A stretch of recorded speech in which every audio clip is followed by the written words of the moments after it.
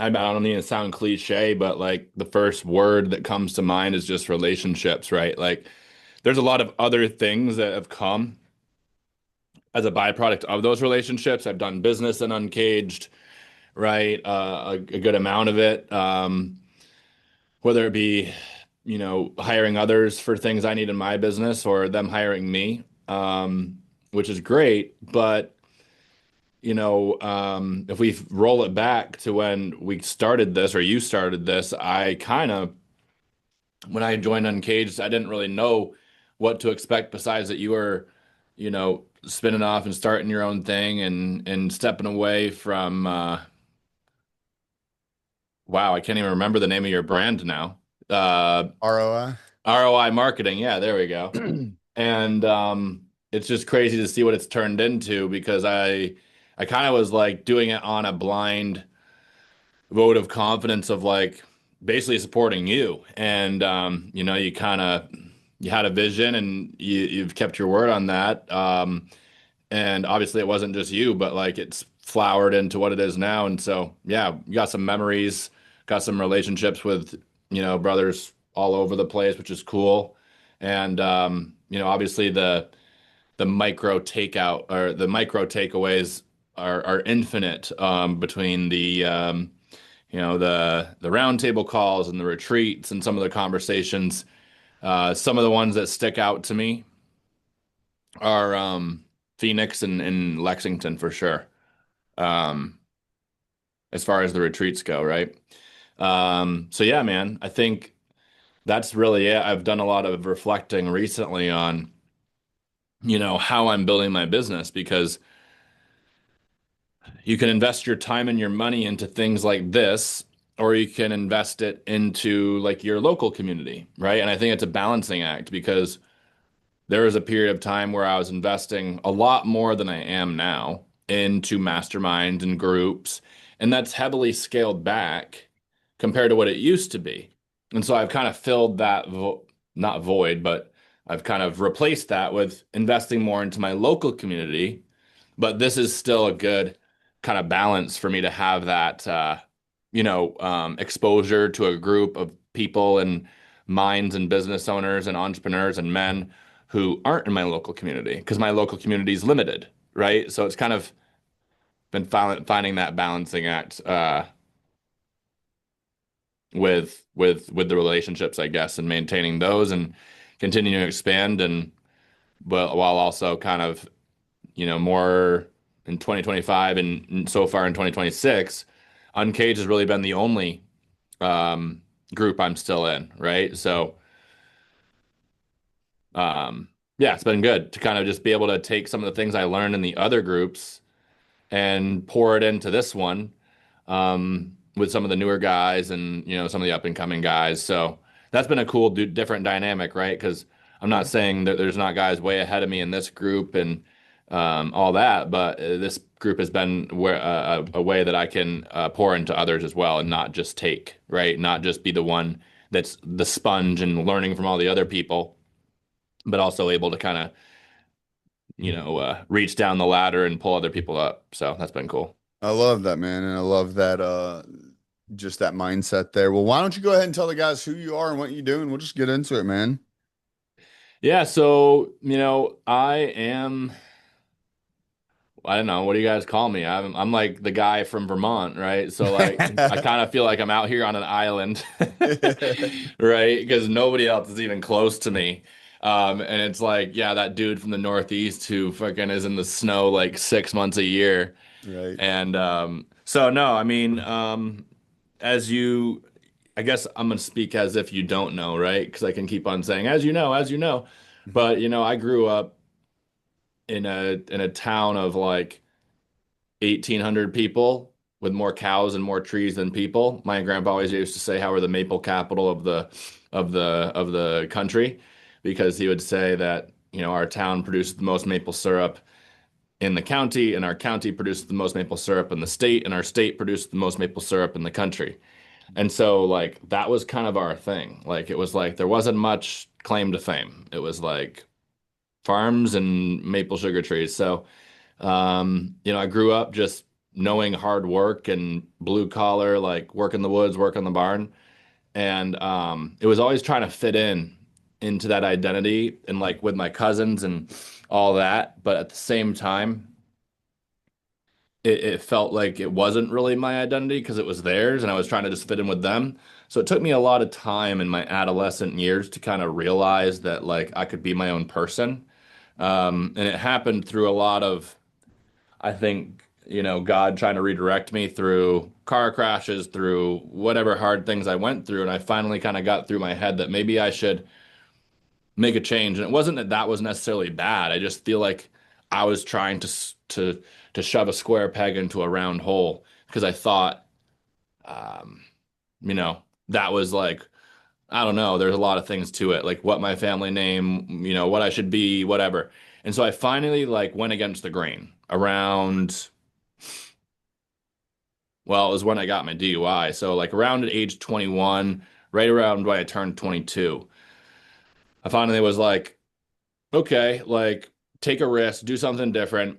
Um, get out of the status quo, the routine that you were in of like, just this small town, like go to work, get out of work, have some beers, whatever. It was just like this cycle that wasn't really giving me a clear direction. And that direction was definitely not a growth path, right?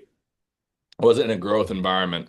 I didn't really know what that was. Like I didn't even really have the awareness to realize I wasn't in a growth environment, right? And until the world and my life was giving me this harsh feedback that like, bro, you are messing up. Like the result you're getting is not what anybody wants, right? And so that was a tough kind of pill to swallow, but it led me down this road of discovery, right? Where I was at rock bottom. I had nothing to lose, and I had like 700 bucks to my name. I was 22 years old, had just gotten fired from the moving company because I was driving a truck and, I was about to lose my license. So I wasn't gonna be able to drive said truck anymore.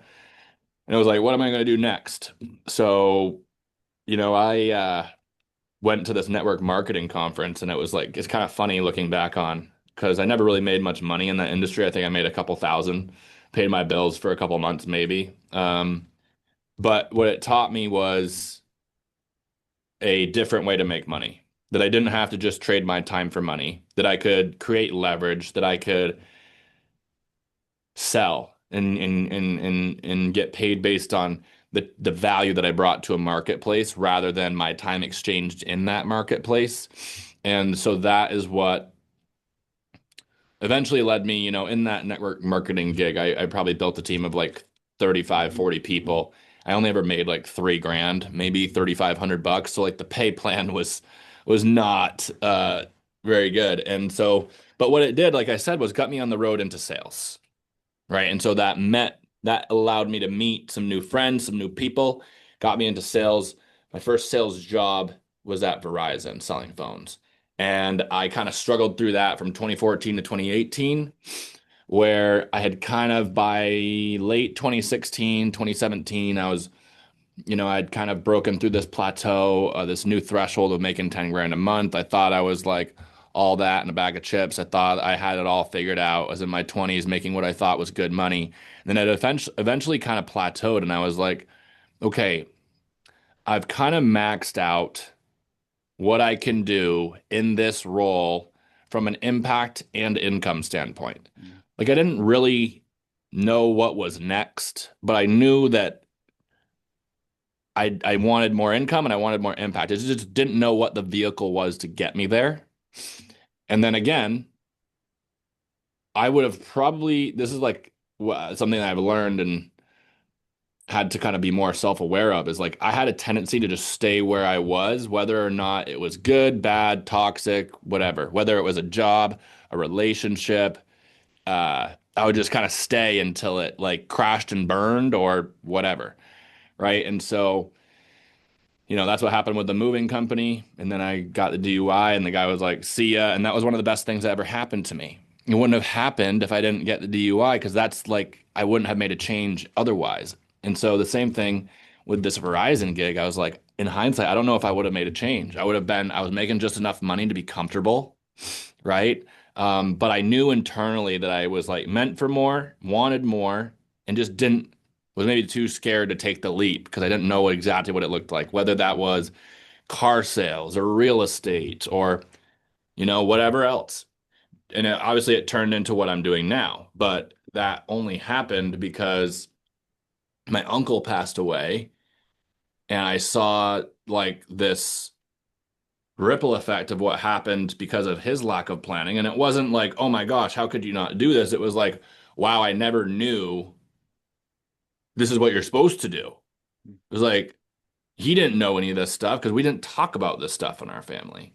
And so that's what led me when I was probably, it was 2017. So I would have been 25, 26.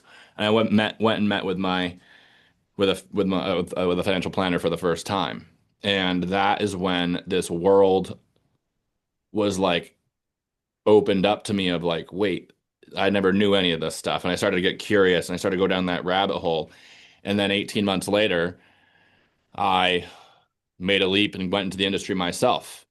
Right. And that was late summer 2018. And I started in the life insurance industry and I went through a couple firms, couple agencies that were just not a good fit from a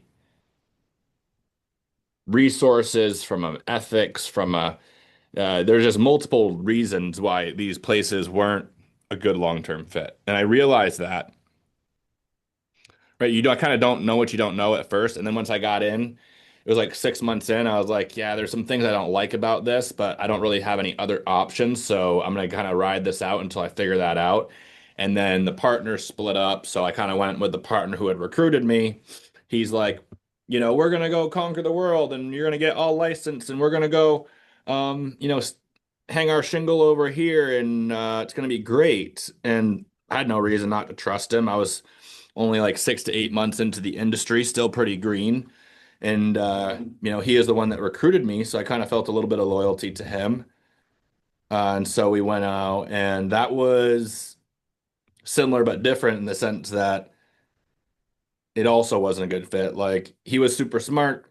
I think he mostly had my best interests in mind, but he was still only, even if he did 100%, he was still only one person. And if he wasn't there, there was nobody else to train me. There was no other resources. There was no one other infrastructure because we were out on our own. Yeah. So while that sucked because I wasn't making any money and I was burning through any savings that I had, and my lifestyle was used to making 10 grand a month, right? So that was a really tough adjustment to go from like 120, 130K a year lifestyle at 24, 25 to 30, 40K again. And and then this guy wasn't showing up. He wasn't holding up his end of the deal. He wasn't coaching me, he wasn't guiding me, he wasn't training me. He was just like, "Oh yeah, like make some calls and knock some doors and get cheeks in the seats and I'll help you close them." And it was like, "Okay, so that was not sustainable. That kind of ran its course by end of 2019, early 2020. I think it was actually January 6th, 2020. We parted ways. We had a conversation like, yep, this isn't working. We parted ways. And that's when I, basically finally landed here at CFG where I'm at now. And that was February 2020, which is obviously right before the pandemic. And now fast forward 6 years later, um, we can always say that it could be better. We could be further ahead. I wish my business was bigger, but I'd say I have a successful business that, if I decided I was gone, I was done tomorrow, I could sell it, and I would have at least a couple hundred grand in my pocket, if not a little bit more than that. Right. So that's pretty cool to be able to say because, there's always levels to it. I was talking with my colleagues the other day, like, who are we to be running these businesses and like handling all this money and handling this payroll and paying other people and providing for their families? Like, who put us in charge, right? So, yeah, man, that's kind of the journey. Who I am, man. I guess I'm this guy the from Vermont who likes to ski a lot and helps people with their money and their planning and their future and their legacy. That's awesome, bro. I took a bunch of notes from something that you said at the beginning, but it's what you just said. It's so funny and ironic because we just got off a call talking about like, like some of us, really kind of holding our own feet to the fire, trying to be like, hey, what can we be doing better? Like this, let's stop making excuses. Like we could be improving no matter what we're seeing in the market and XYZ. But also it's ironic because just this weekend I was hanging out with Alan and I was telling him, I was like looking at my own numbers and again, similar situations like, man, I should be further ahead or XYZ, like, the high achiever in me, like always searching for more. And I call it like big boy money. I'm like, man, like big boy money this, like when we get to doing big boy money. And I'm kind of almost downplaying where I am currently. But then like I think about like the kind of money that we're making right now, and like several of us included, and I'm like, we're making like money that the majority of people don't see. And no, that's not like obviously if you're listening to this podcast, this isn't like some arrogant, like cocky, like blah blah blah. But it's cool to see that we are surrounding ourselves with guys that are actively doing real shit but yet still striving to improve themselves and focus on that like compounding growth. And so it's cool because, whether you're confident with the amount of income that you're generating currently or you're not, it's cool to see like that there's always like a level of progression, um, especially for those that, want to hold ourselves to a higher standard. But Yeah, man. And every time you want to go out and do that, it's like a cycle. mm, Like you've seen this thing before, but this time it looks a little different and the stakes are a little bit higher and the risks are a little bit bigger. And that feeling in your gut is a little bit heavier. Like, mm, oh shit, like got that lump in my throat. mm. Um, and it's like, yeah, you're like in between these levels and they get bigger and like you just said, you can on one side, on like one voice on your shoulder is like, oh, you're killing it. You're above, way above average. Like you're doing all these things that most people couldn't, relate to or aspire to or whatever. And on the other side, it's like you are pond scum, as they would say in The Wolf of Wall Street. Like you are nothing. You are shit because you have so much to learn. You're at the bottom of a new mountain. You're at the bottom of a new level Mhm. that people are like way above you.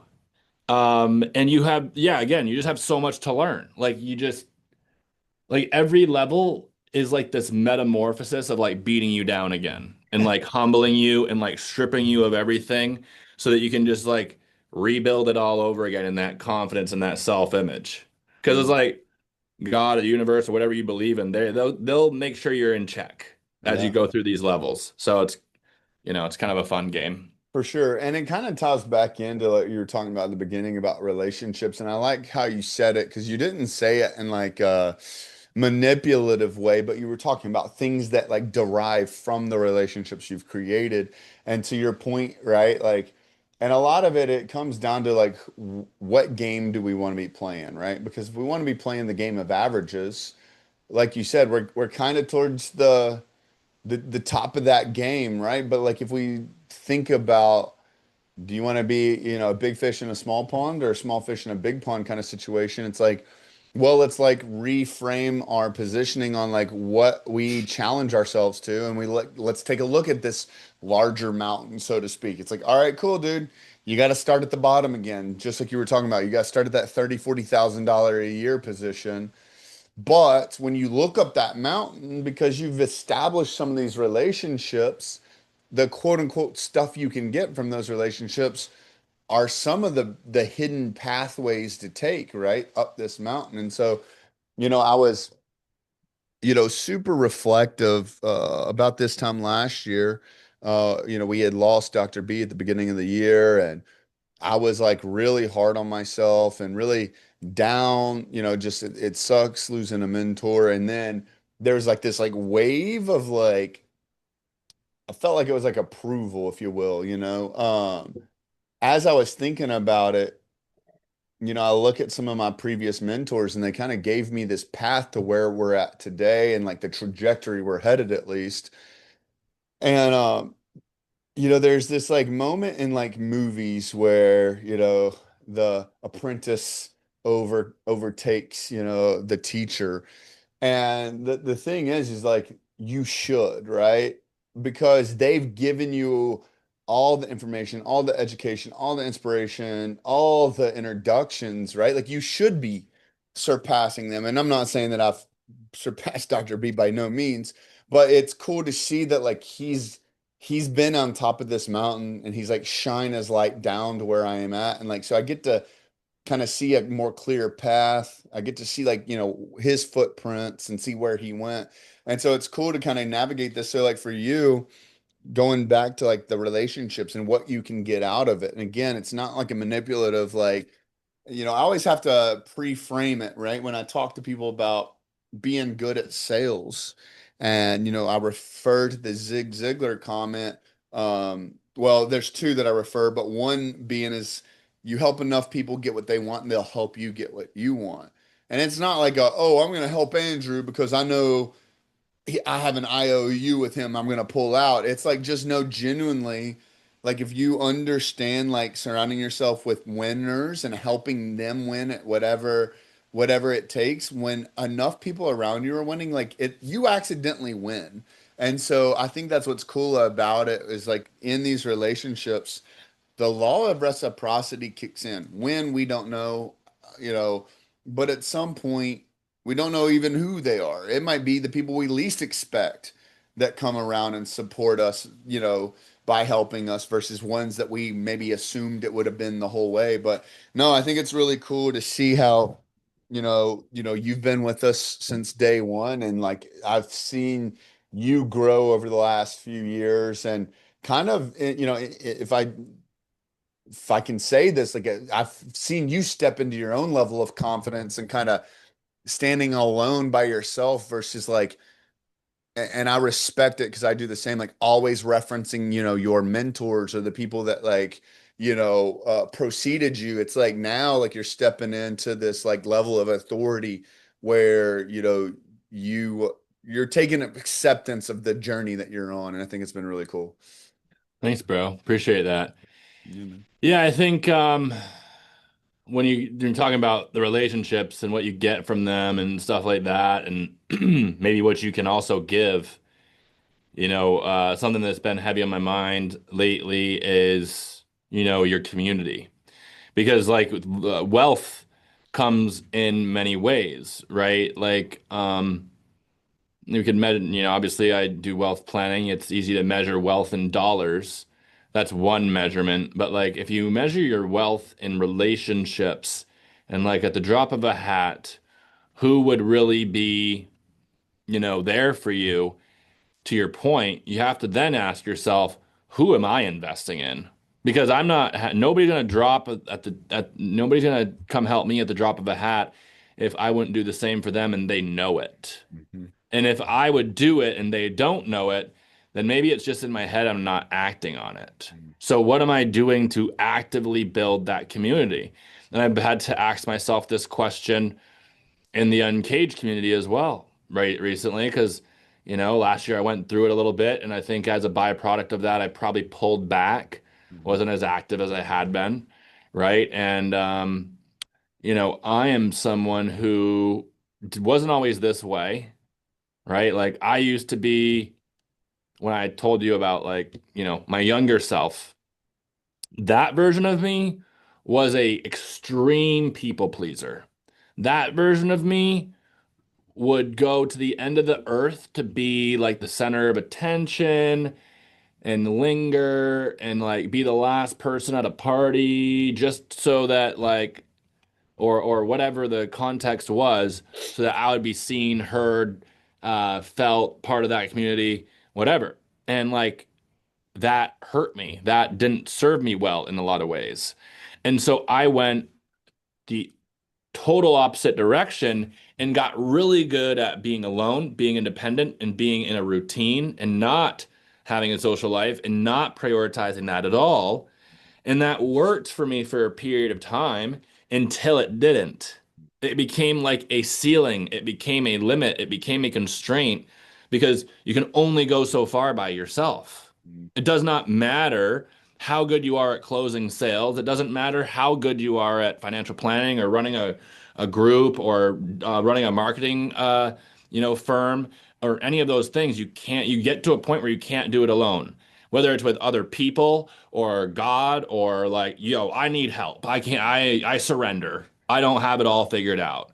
Right. And so like if you're not investing in relationships for more than just what you're going to get out of them, like you're going to live a pretty miserable life. And so that's just been, I've gotten a lot of ROI from those relationships in more ways than, yeah, in more ways than one, right? Like Byron is, you know, he's been super generous since I met him. He's the reason that I, had Wagyu and bone marrow for the first time, right? Like, um, I had never really, being from Vermont, I had never really had bourbon. It's not really like a part of our culture up here. It's like you drink Irish whiskey or maybe like Canadian Club. Like it was always like some cheap whiskey. There was never like, oh, try this $1,000 shot of bourbon. That's like how we are about syrup, right? They are about their bourbon. So it's like, that is culture, that is perspective, that is a relationship that I get value from that is like, yo, I got a buddy in Kentucky or that's from Kentucky that like could get any bourbon that you could think of, right? Like those are cool things that like I could tell my grandchildren, Mm. right? Like my buddy Blake, yeah, he, this, that, whatever, right? Yeah. Um, and so you get all these dudes from different areas of the country that, yeah, I was just talking to Sean this morning, and he was telling me about his endeavors in Telluride and getting in with this building company and all the stuff he's learning. And he's like, yeah, I'm trying to get a plot of land and um, so I can get a residency because I've just been house sitting and I can't get a license and I can't get a bank account and all these things. Like I'm like, so I'm asking him like, oh, what's the taxes on something like that? Because he was telling me about a lot that he's purchasing or thinking about purchasing and how it's measured in square feet. He's like, oh yeah, this building lot is like 7,000 square feet. I'm like, did you just say 7,000 square feet? And he's like, yeah, isn't that funny? They don't measure it in acres out here because it's a million to 1.5 million acre in this county just for building lots. And I was like, damn, what's the taxes on that? Like 10 grand, more, less? And he's like, yeah, about 10 grand. I was like, okay. So now I know approximately, what the taxes are on an acre of land in Telluride. Just some random shit, but like who knows when that'll be handy, right? So I don't know, it's endless, but yeah, I enjoy because Vermont, dude, it's like this place that operates on its own kind of ecosystem. It's slow. People operate at like a level of like no urgency. Hmm. Um, so it's good to get out of that and kind of have different perspective. Hmm. Part of that's kind of cool though, because it's just like not small town thinking or mindset, but it's cool to see like just the, I don't know, appreciation of life That's what I'm maybe. saying, dude. It's a good Yeah. balance. I can go to a retreat, I can go to a conference, I can go to a big city, I can get the hustle and bustle and the busyness and the, go, go, go, and check that box.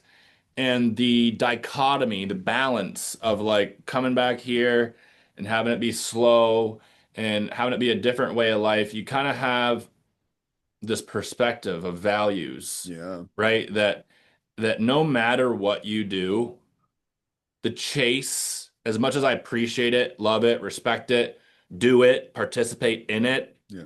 it's a chase and it's never going to end. It's hedonistic. And so truly just, you know, things like being in nature, being with your family, going skiing, whatever, like those are the things that's living life, right? Yep. Like when I'm on like my deathbed and I'm, you know, my life is flashing before my eyes, I don't think I'm going to think of that commission check that I got. I'm gonna think of what I did with it and like the ski days that I had and who I spent time with. Mhm. But, you know, I think there's this pendulum that swings, right? We might be in seasons where like it's all about the hustle and the grind and the building. And then it's like, wait, what am I doing this for? Let Mhm. me swing back the other way and live my life. It's work to live, not live to work, Yeah. right? And so that's another thing I think I've been able to gain not only from this group, but just in my journey in general, because the world I came from is like you were always working. You were married to it. Like farmers don't go on vacation because they're leaving their cows at home with somebody else to take care of and things can go wrong, right? And if it's Christmas Day or Thanksgiving, it doesn't matter. Like if something happens, you got to go tend to it. Yep. Um, so yeah, it's very interesting because then I went where this, oh, you can go on vacation, you can do this thing and you can step away, you can have time freedom. But, you know, there's still some days where I also envy like the simplicity of a farmer and just like, you know, going and cutting the grass. And like we were talking about on the call today with the economy and the and sales and the recession and everything, if we want to call it that. Like if you're not planting seeds, you're not just gonna get a harvest, you know, later this year. So you better be planting the seeds now. Like you didn't say that verbatim, but that was kind of like what you were saying. That's what I was thinking of the analogy when you were saying it, right? Um, so anyways, just a lot of parallels that I've been able to take from growing up that way and apply them to business and life. 100%. Yeah. Yeah. No, I mean, so the part that I didn't go into in explaining on the call is, part of that study I was referencing was as the market shrinks, for those that don't leave, their market share expands. So, like, you've kind of been used to doing this work. Why would you not stay doing the work when, again, to your point, like whether or not that harvest comes immediately, but the work you're doing right now, it's exponentially larger returns throughout like the lifetime value of the eyeballs that you have. So yeah, no, I think it's interesting, and I think it's to your point, there's always a flip side of the coin when it comes to the simplicity of life versus the complexity of like our vision for what we are capable of and how to kind of find that synergy in our life that I think is worth a life worth living, but also appreciation for maybe the struggles that we're at. Because I know we've talked about it over the last couple of weeks. Many of us, even on some of the higher level calls, just like the frustrations that we're seeing all across the board and all different industries across all markets. Yeah, it's fucking frustrating, but some of us we're dealing with issues that like we previously would have prayed to have, Yeah, this dude. struggle. Like two things. Um, One is that yes, I think staying power and just endurance is a skill. It is a if you can just outlast people, you'll win because they're little bitches and they're gonna quit, most of them. Oh, So I can just stay like staying power is a superpower. If I can just stay longer than you, I win. And that's not always true, but like life and business is kind of an infinite game, and people just take themselves out of the game. It's like working out, dude, or skiing or anything. Like, guess what? If I'm going 85% and you know you're going 100%, you might get results a little faster than me, or you might have a cooler video, or you might get better a little faster than me, but you're also increasing your risk of injury by exponential rates. And if you take yourself out and get injured, guess how much progress you're making now? mm-hmm. Zero. And I'm gonna blow by you. Yeah. So, you know, learning, like I saw this, you know, there's this young dude in the gym who's trying to like be a bodybuilder. He's asking me a bunch of questions and how he can get results faster, blah, blah, blah, blah, blah.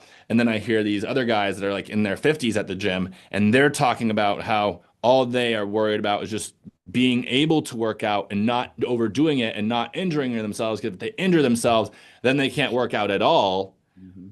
And, half the battle is just staying in the game. And so, yeah, that's just a fun point that I think is worth pointing out because it's like, is this getting older? No, I think it's just like the maturity curve of like realizing that it doesn't come all at once and that, just staying on the journey is half the battle.